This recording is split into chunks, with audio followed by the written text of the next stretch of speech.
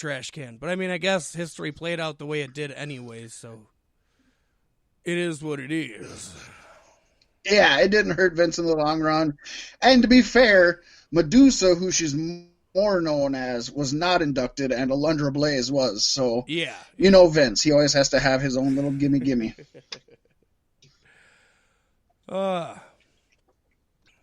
Yeah, this was a very historic moment in WCW and the war with WWF and WCW.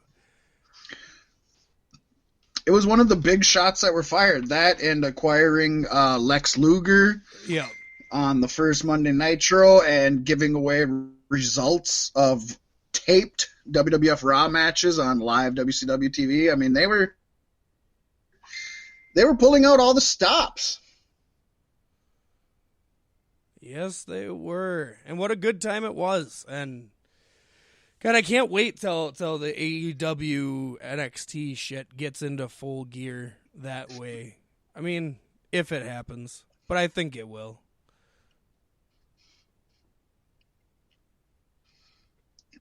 Right.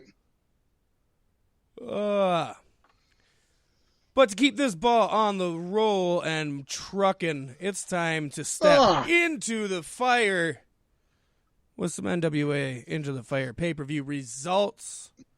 This was a big show.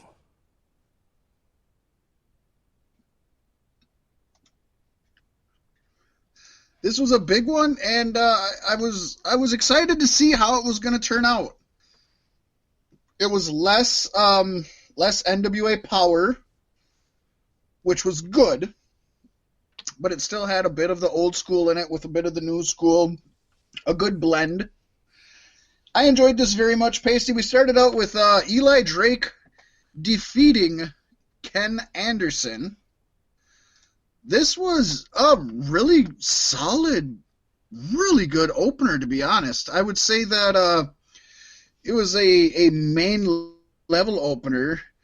It ended with a pretty simple ending as they were fighting on the turnbuckle. Anderson flipped over to try to sunset flip Drake, and Drake held onto the ropes and then dropped onto Anderson. It was a lackluster ending to what was a very solid match. We've seen better openers in pay-per-view history, but if we're going with the old school NWA type style, this was the perfect opener.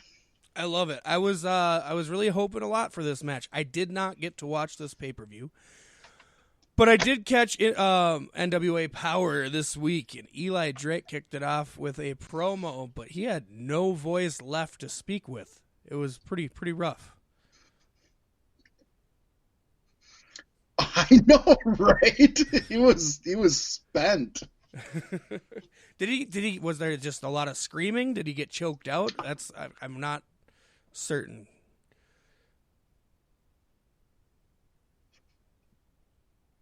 He didn't get choked out. He just, I'm thinking he partied too much afterwards, to be honest, is kind of where I'm thinking that went. I'm not sure, but it was definitely a good match, good opener. And then we went into an unadvertised match. We had Thunder Rosa defeating Tasha Steelz in her NWA debut match, Pasty. Yes. Steelz is a strong Puerto Rican wrestler. She's very into the Puerto Rican roots. I expect to see her join Pride and Powerful. That's just kind of where I see this going, and I think it would make sense. And I'm all for it. I have nothing against that, to be honest. Hell yeah, that would be sweet. This match clocked in at the shortest match on the card, but with it being unannounced, yeah. I guess that makes sense. Yeah, and you know what? They made Tasha Steelz look tough, and they made her on par with Thunder Rosa, obviously.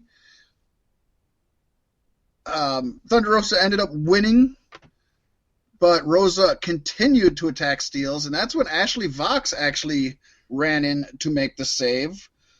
So it'll be interesting to see where that whole dynamic fits in, because Ashley Vox was injured and wasn't able to make the tag match later on in the show. So it'll be interesting to see. There's a lot of there's a lot of threads to be woven just in this unannounced women's match here that was the shortest match. So it's kind of interesting to see where this is going. Well, it's an interesting first chapter to what I'm hoping will be a very strong story for the women of NWA, because I think they're off to a really good start here. Then we saw the Question Mark defeating Trevor I think Murdoch. It's great that for a smaller promotion with with a smaller promotion with such a short time schedule and not that long of a pay-per-view, it's great that they do emphasize the women as much as they do. Obviously you could more, but you could a lot less. Yeah. I think. I mean, they have 2 matches on the card. That's probably better than most AEW shows. Not even probably, it is. Yeah, it's nice.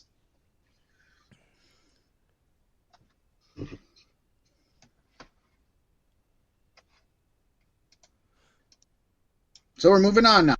Yes, tell us about Question Mark and Trevor Murdoch. All right. This was good. I love the whole Question Mark, Aaron Stevens deal. The Mongrovian, he's from Monrovia, which I just love because it obviously doesn't exist. They actually went out there and Question Mark sang the Mongrovian national anthem, which was just fucking great. It was just him grunting harmonically. It was. I just loved it. It was just too much in the best cheesy, campy sort of way that you could ask for. I just love it. Question Mark did end up winning, as we had said in the prediction. I wasn't sure if this was supposed to be an unmasking or not. It didn't end up being that.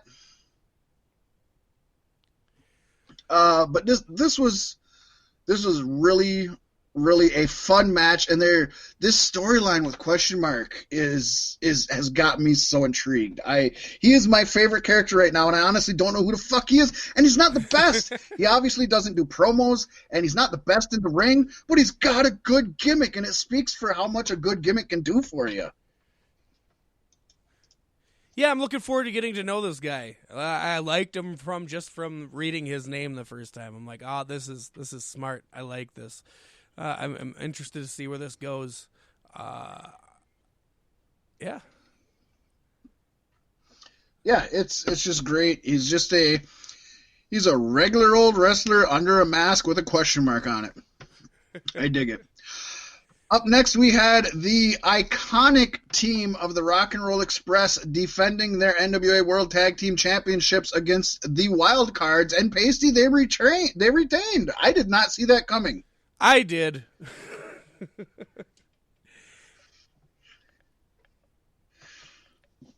So how'd it go? This one kind of this was a big ado with Eddie Kingston and Homicide coming down to ringside with Rock and Roll Express, and the Dawsons joined the Wild Cards, and it was a lot going on in there. But fuck, the Rock and Roll Express looked good. I mean, they were kind of protected. There was a lot of outside interference. The other four, the Kingston, Homicide, and Dawsons, got a lot into it. Yeah. But Pasty, the Rock and Roll Express, they're each over 60 years old. 120 years. They fucking did awesome. Pasty, Ricky Morton did a suicide dive. Yeah? Fuck! You gotta have a lot of trust in the guys you're working with at that age, I swear. That is some scary shit. It was super fun, super good. I liked it, and I'm happy the Rock and Roll Express won. They could carry it as long as they want to, just for the nostalgia of it. So I'm good with it. I love it. I'm so happy they're still kicking and doing good, and people like Undertaker and Goldberg and even Sting could really take a page out of their book and learn a thing or two. Just because you're old doesn't mean you can't go. Oh, truly, yeah. 60 plus. Holy shit. Good stuff. Have we had Rock and Roll Express versus the Briscoes yet? I think that sounds like something we've had. But if it's not, it's something I don't think we have. No. It would be a scary match. I would be chewing off what little bit of fingernails I do have. I think the Rock and Roll Express may die, and I think it'd be less because of what the Briscoes did and more of what the Rock and Roll Express tried to do. Right, yeah. I want Rock and Roll Express versus the Briscoes versus the Lucha Bros. That would be great. There you go. Oh my gosh. Falls count anywhere unsanctioned. And it's a 3-way match, so you can still protect the Rock and Roll Express by having them not do so much or take so much. That would be fun. Very, very fun. AEW Revolution, make it happen. Do it. Next, Pasty, we have Allison Kay and teaming with ODB. Whoa! I know. I was really hoping she would go to AEW, but that appearance was good enough for me. And if she is with NWA now, that's perfect for ODB. Oh, she definitely fits there. She was replacing an injured Ashley Vox. She should park her trailer like off the side of where they cut their promos. She should roll up on her food truck that hopefully she got enough money to rebuild after the fire burned it down. Yeah. Her legit food truck that she's in the business of. I think that'd be awesome. So ODB was replacing Ashley Vox, who is injured, teaming with Allison Kay to take on Melina and Marty Bell. Basically, spoiler alert, folks, even though there's not a tie on this, the tiebreaker was which 3 members of Melina's team was it going to be, and you picked Melina and Marty, so you would have got the tiebreaker there. Yeah. But alas, you won anyways. Spoiler. This was, I marked out. I needed a win after the last few pay-per-views. You got a couple wins, buddy. This was just super fun. It wasn't the best match on the card, I'm not even going to lie. But with 4 amazing female athletes, they kept you intrigued. Obviously, there was a bit of a storyline misconnect with ODB.